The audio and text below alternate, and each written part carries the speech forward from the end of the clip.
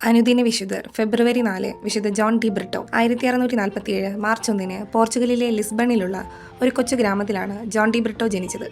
11 വയസ്സുള്ളപ്പോൾ അദ്ദേഹം ഒരു കഠിന രോഗത്താൽ മരണത്തിന്റെ വക്കിലെത്തി. ജോണിന്റെ അമ്മ വിശുദ്ധ ഫ്രാൻസിസ് സേവ്യറോട് മധ്യസ്ഥം യാചിക്കുകയും സുഖപ്പെടുകയാണെങ്കിൽ ഈശോ സഭയിൽ ചേർക്കാമെന്ന് നേർച്ച നേടുകയും ചെയ്തു. 1662 അദ്ദേഹം വീട്ടുകാരുടെയും മറ്റും എതിർപ്പ് അവഗണിച്ച് ഈശോ സഭയിൽ ചേരുകയും ഒരു മിഷനറിയായി ഭാരതത്തിൽ സേവനമനുഷ്ഠിക്കുകയും ചെയ്തു. തമിഴ്നാട്ടിലെ മധുരയാണ് അദ്ദേഹത്തിന്റെ പ്രധാന മിഷൻ പ്രവർത്തന മണ്ഡലം. അക്കാലത്തെ ക്രിസ്തുമത പ്രചാരകരിൽ നിന്ന് തീർത്തും വ്യത്യസ്തനായി ഹൈന്ദവ സന്യാസിമാരെ അനുകരിച്ചാണ് ജോൺ പ്രവർത്തിച്ചിരുന്നത്. അദ്ദേഹം കാഷായ വേഷം ധരിക്കുകയും സസ്യബുക്കാകുകയും തുടർന്ന് അരുളാനന്ദർ എന്ന പേര് സ്വീകരിക്കുകയും ചെയ്തു. ഒരിക്കൽ മാനസാന്തരപ്പെട്ട ഒരു ഹിന്ദു രാജാവിന്റെ ഭാര്യയുടെ കോപത്തിന് അദ്ദേഹം പാത്രമായി. തുടർന്ന് ജോൺ ബ്രിട്ടോ തടവിലാക്കപ്പെടുകയും വധശിക്ഷയ്ക്ക് വിധിക്കപ്പെടുകയും ചെയ്തു. 1695 ഫെബ്രുവരി 4 സഭയ്ക്ക് വേണ്ടി അദ്ദേഹം രക്തസാക്ഷിത്വം വരിച്ചു.